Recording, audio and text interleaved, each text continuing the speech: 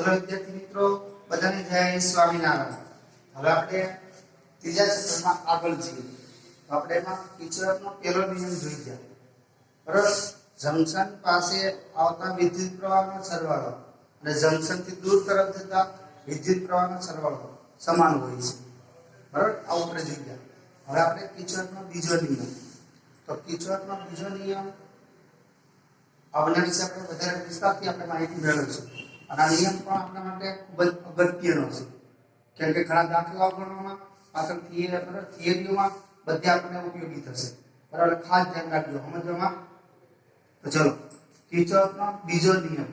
કિર્ચોફનો બીજો નિયમ એ બંધ ગાળા માટે છે, એટલે એને ઘણી વખત લૂપનો નિયમ પણ કહેવાય. ચલો, લૂપનો નિયમ. જેમ કિર્ચોફનો પહેલો નિયમ હતો છે ને, તો જંકશનનો નિયમ. ચલો, જંકશનનો નિયમ. એવી જ રીતે કિર્ચોફનો બીજો નિયમ એ લૂપના નિયમ તરીકે ઓળખાય છે. તો જોઈએ આપણે આવો લૂપનો નિયમ. તો વાસ્તવમાં કિર્ચોફનો પહેલો નિયમ એ વિદ્યુતભારના સંરક્ષણના નિયમનું વિશિષ્ટ કથન હતું. એવી રીતે કિર્ચોફનો બીજો નિયમ એ ઉર્જા સંરક્ષણના નિયમનું વિશિષ્ટ કથન છે. એટલે કે ટૂંકમાં કિર્ચોફનો બીજો નિયમ એ આપણને ઉર્જા સંરક્ષણના નિયમની રજૂઆત દર્શાવે છે માત્ર. બરાબર? તો હવે આપણે કિર્ચોફનો બીજો નિયમ પેલા આપણે સમજીએ અને છેલ્લે આપણે એનું વિધાન જોઈશું. બરાબર? તો જો આ બોર્ડ પર મેં લખ્યું છે કિર્ચોફનો બીજો નિયમ એટલે લૂપનો નિયમ. તો કિર્ચોફનો બીજો નિયમ એ ઉર્જા સંરક્ષણનો નિયમ ની રજૂઆત છે. હવે કિર્ચોફનો બીજો નિયમ આપણે મેળવવો હોય તો વિદ્યુત સ્થિતિમાનની એક મૂલ્યતાનો ઉપયોગ કરી એનો ઉપયોગ કરી અને આપણે કિર્ચોફનો બીજો નિયમ મેળવી શકાય. હવે કિર્ચોફનો બીજા નિયમમાં આપણે કીધું વિદ્યુત સ્થિતિમાનની એક મૂલ્યતા એટલે શું? તો કોઈ પણ બંધ પરિપથ હોય એમાં કોઈ પણ બિંદુએ વિદ્યુત સ્થિતિમાન આપણે લઈએ, પછી આપણે મુસાફરી કરી અને સ્થિતિમાનમાં ફેરફારો નોંધતા જઈએ અને બેઝિક સરવાળો કરતા જઈએ અને ફરીથી એ બિંદુ પાસે આવીએ. એ એટલે મૂળ, જે બિંદુ આપણે મુસાફરી શરૂ કરી હોય એ બિંદુએ સ્થિતિમાન પહેલા જેટલું મળવું જોઈએ. ટૂંકમાં કહીએ તો દરેક વખતે આપેલા બિંદુએ સ્થિતિમાન એક સમાન રહેતું હોય તો તેને વિદ્યુત સ્થિતિમાનની એક મૂલ્યતા કહેવાય, અથવા આ વિદ્યુત સ્થિતિમાનની એક મૂલ્યતાનો અર્થ થયો. બરાબર? તો હવે આપણે એક યાદચ્છિક રીતે બંધ ગાળાનો ઉપયોગ કરી અને આપણે કિર્ચોફનો બીજો નિયમ સમજીએ. તો R1, R2, R3, R4 ને R5 અવરોધો અને E1 અને E2 જેટલું EMF વિદ્યુત ચાલક બળ ધરાવતા બે વિદ્યુત કોષો અને 5 અવરોધો એકબીજા સાથે જોડી અને આપણે જે બંધ પરિપથ બને એ બંધ પરિપથ આપણે ધ્યાનમાં લઈશું. તો જે બંધ પરિપથ પણ અહીં દર્શાવેલું છે જો. તો જો આ બંધ પરિપથમાં 5 અવરોધો R1, R2, R3, R4 ને R5 અને બે વિદ્યુત કોષો જેનું વિદ્યુત ચાલક બળ આ E1 અને E2 જેટલું વિદ્યુત ચાલક બળ ધરાવતા બે વિદ્યુત કોષો બરાબર જોડી અને બંધ પરિપથ એટલે કે બંધ ગાળો A, B, C, D, E એ દર્શાવેલો છે. આ બંધ પરિપથ આપણે ધ્યાનમાં લઈશું. બરાબર? જો આના વિશે થોડી માહિતી. તો જો આકૃતિમાં R1, R2, R3, R4 ને R5 અવરોધો અને E1 ને E2 જેટલું EMF ધરાવતા વિદ્યુત કોષો વડે રચાતો બંધ પરિપથ ABCD દર્શાવેલ છે. બીજું, આ દરેક અવરોધમાંથી વહેતા વિદ્યુત પ્રવાહ બરાબર એટલે ધ્યાન રાખજો. પહેલા અવરોધમાંથી વહેતો પ્રવાહ I1, બીજા અવરોધમાંથી વહેતો પ્રવાહ I2, ત્રીજા અવરોધમાંથી વહેતો પ્રવાહ I3, ચોથા અવરોધમાંથી I4 અને પાંચમા અવરોધમાંથી વહેતો પ્રવાહ I5 છે. હવે દરેક શાખામાંથી વહેતા જે આ પ્રવાહો છે એની દિશાઓ પણ આપણે આકૃતિમાં તીર વડે દર્શાવેલી છે. એ તમે કઈ રીતે યાદ રાખશો? તો જો એ બિંદુ પાસે વિદ્યુત પ્રવાહના બે ભાગ પડવાના આ પ્રમાણે. બરાબર? એ આગળથી વિદ્યુત પ્રવાહ છે I1 જેટલો પ્રવાહ B સુધી, પછી એવી જ રીતે I5 પ્રવાહ છે એ બિંદુથી E સુધી પ્રસાર થાય છે. બરાબર? એવી રીતે સામેનો C બિંદુ છે ત્યાં આગળ વિદ્યુત પ્રવાહના આપણે બે ભાગ પડે આ પ્રમાણે જો પરસ્પર વિરુદ્ધ દિશામાં અહીંથી આમ ને આમ એ જાય પણ. બરાબર?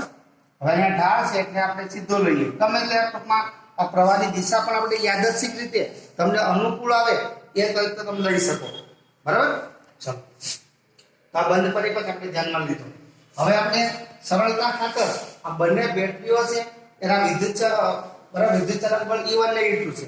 હવે સરળતા ખાતર આપણે વિદ્યુત કોષોના આંતરિક અવરોધનો આપણે અવગણીએ તો બેટરીના ઋણ ધ્રુવથી ધન ધ્રુવ તરફ જઈએ અને સ્થિતિમાનમાં વધારો થાય.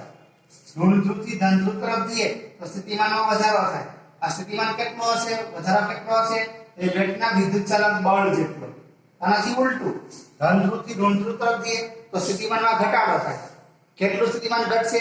એ બેટરીના વિદ્યુત ચાલક બળ જેટલું. બીજું, હવે આપણે અવરોધમાંથી પસાર થઈએ તો અવરોધમાં સ્થિતિમાનમાં થતો ફેરફાર એ અવરોધ અને તેમાંથી વહેતા વિદ્યુત પ્રવાહ એ બેના ગુણાકાર જેટલો હોય. આ બંનેના ગુણાકાર જેટલો.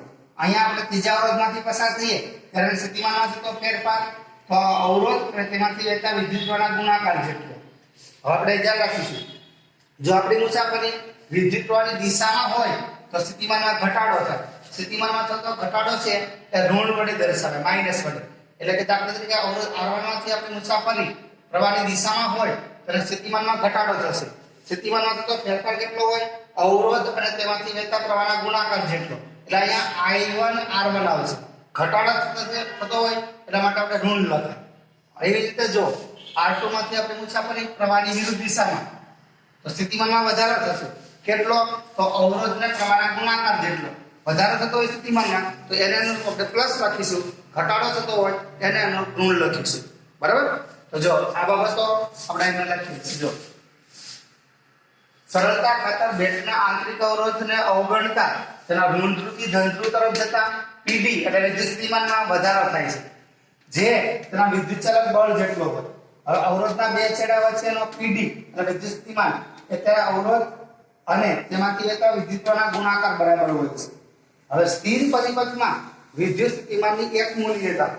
બરાબર? સ્થિર પરિપથમાં કોઈ પણ બિંદુએ વિદ્યુત સ્થિતિમાન એક મૂલ્ય રહેશે.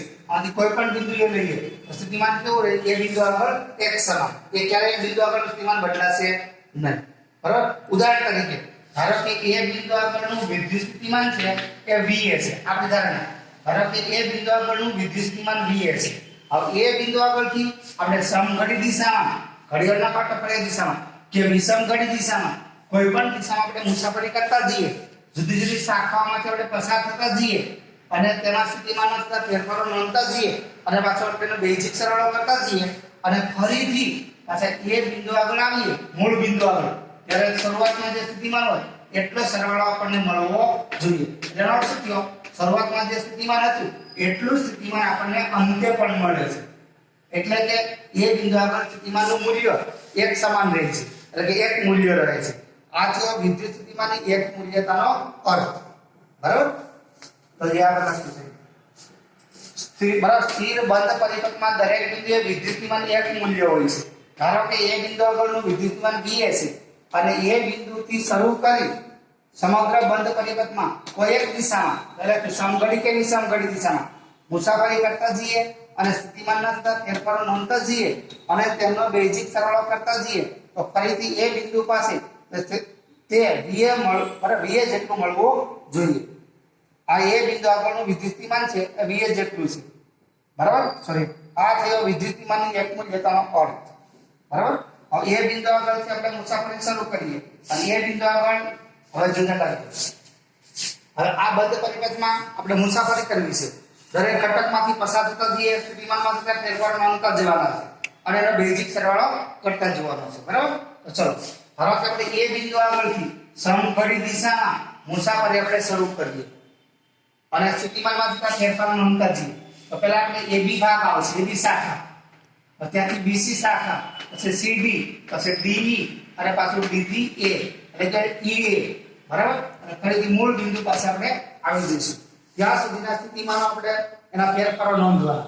તો પહેલા આપણે દરેક શાખામાં સ્થિતિમાનમાં થતા ફેરફારો નોંધી દઈએ, છેલ્લે આપણે એનો બેઝિક સરવાળો કરી દઈશું. બરાબર? તો જો, તો પહેલા AB શાખા માટે મેં લખ્યું છે AB શાખા માટે. AB શાખામાં એક જ ઘટક છે અવરોધ. એમાં આપણી મુસાફરી કઈ બાજુ? સમઘડી દિશામાં જઈએ તો પ્રવાહની દિશામાં. તો પ્રવાહની દિશામાં જઈએ એટલે સ્થિતિમાનમાં ઘટાડો થાય. અવરોધના સ્થિતિમાનમાં થતો ફેરફાર કેટલો હોય? અવરોધના પ્રવાહના ગુણાકાર જેટલો.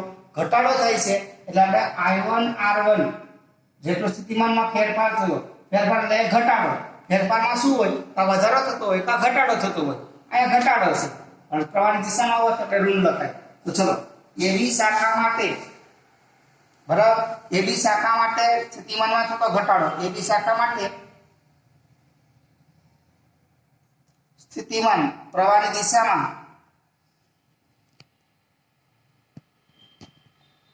હોવાથી ઘટાડો થશે. બરાબર, ઘટાડો થાય તે કેટલો હશે? I1 R1 જેટલો ઘટાડો થાય છે એટલે આપણે ઋણ લખાય. તો ચલો AB શાખામાં સ્થિતિમાન આપણને મળી ગયું કેટલો? -I1 R1. આ એક જ ઘટક છે એટલે એક જ આપણે લખાશે. બરાબર. હવે એવી રીતે આ BC શાખામાં જઈએ તો BC શાખામાં જો આપણી મુસાફરી પ્રવાહ છે, પ્રવાહ એની વિરુદ્ધ દિશામાં છે. પ્રવાહ ઉપર C થી B તરફ જાય છે, આપણી મુસાફરી કઈ બાજુ છે? B થી C તરફ, અને વિરુદ્ધ દિશામાં છે એટલે અવરોધ R2 ના સ્થિતિમાનમાં વધારો થશે. એટલે કે લખી દો R2 નું સ્થિતિમાન વધે. એ કેટલું વધે? તો અવરોધ અને પ્રવાહના ગુણાકાર જેટલું. પ્રવાહ કેટલો છે? I2, અવરોધ કેટલો છે? R2. વધારો થાય છે એટલે પ્લસ લખાય, પણ એક જ પદ હોય ત્યારે આપણે પ્લસ લખવાની જરૂર નથી. હવે અહીંયા બીજો ઘટક પણ છે, પણ આપણે એવું કીધું બેટરીના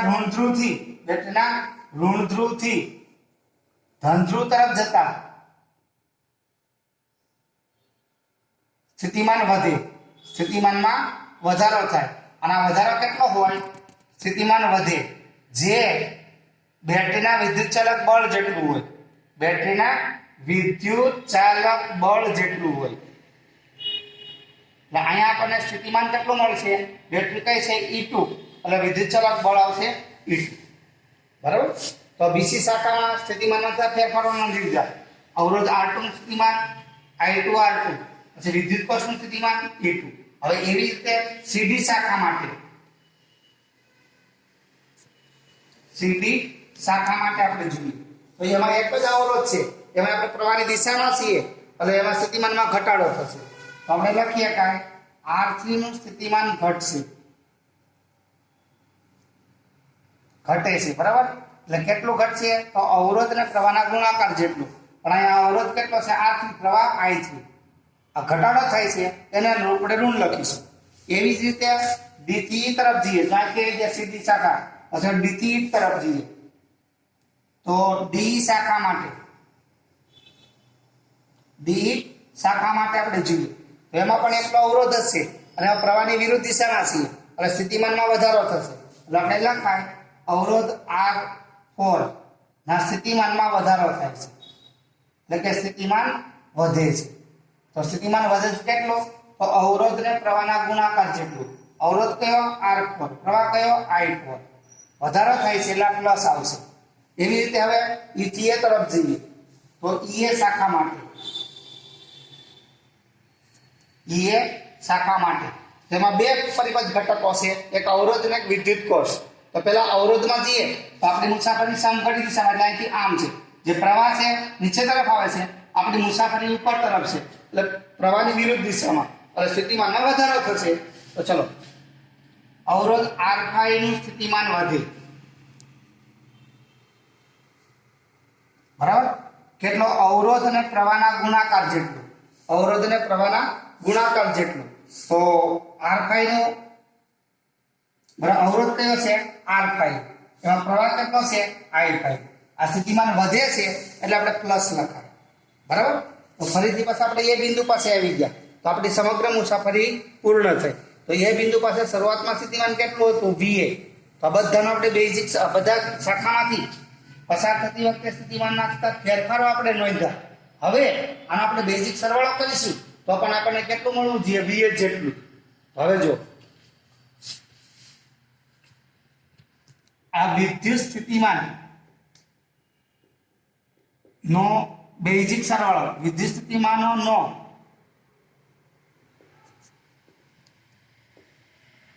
બેઝિક સરવાળો. ચલો શરૂઆત કરીએ આપણે એ બિંદુ આગળથી. હા, એક આપણે વિદ્યુત કોષ લઈ ગયો. બરાબર. હવે આપણે આમાં વિદ્યુત કોષ છે એના સ્થિતિમાનમાં જો આપણે ધન ધ્રુવથી ઋણ ધ્રુવ તરફ જઈએ એટલે એનું સ્થિતિમાન ઘટશે. એટલે વિદ્યુત કોષ નું સ્થિતિમાન ઘટે છે. એ કેટલું? તેના વિદ્યુતચાલક બળ જેટલું. એનું વિદ્યુતચાલક બળ કેટલું છે? E1, ઘટે છે એટલે માઇનસ લખાય, બરાબર. હવે આપણે એનો બેઝિક સરવાળો કરીએ. ચલો એ બિંદુ આગળથી સ્થિતિમાનની શરૂઆત કરીએ, આ VA, બરાબર. ત્યાંથી AB શાખાના સ્થિતિમાનમાં થયેલા ફેરફાર તો પહેલા લખીશું. જો ઘટાડો એટલે -I1R1, પહેલા કે આપણે -I1R1. પછી આપણે B થી C તરફ જઈએ, BC શાખા માટે તેમાં સ્થિતિમાનમાં થતા ફેરફારો નોંધ્યા. તો સ્થિતિમાનમાં વધારો થાય છે એટલે પ્લસ લખાશે, બરાબર. I2R2 અને અહીંયા +E2 વિદ્યુત ચાલક બળ વધે છે. ત્યાર પછી આપણે CD શાખા માટે સ્થિતિમાનમાં થયેલા ફેરફાર મૂકી દઈએ. તો અહીંયા આવશે I3R3. પછી ત્યાર પછી આપણે DC તરફ એટલે કે D શાખા માટે એક જ અવરોધ છે, સ્થિતિમાન પણ આપણે લખ્યું વધારો થાય છે એટલે પ્લસ I4R4. હવે છેલ્લી શાખા વધી આપણે EA. તો EA શાખામાં સ્થિતિમાનના ફેરફાર આપણે લખ્યા છે, બેનો સરવાળો કરી દઈએ જોડે. તો પ્લસ I5R5 અને માઈનસ E, બરાબર, માઈનસ E1 આ બધા આપણે લખ્યા. તો હવે આપણને એ બિંદુ આવી તળવીએ તો કુલ સ્થિતિમાન કેટલું મળવું જોઈએ? VA જેટલું. તો આ VA VA આવું લખાય. હવે ચલો આ VA ને આપણે સામે લઈ જઈએ એટલે 0 થશે.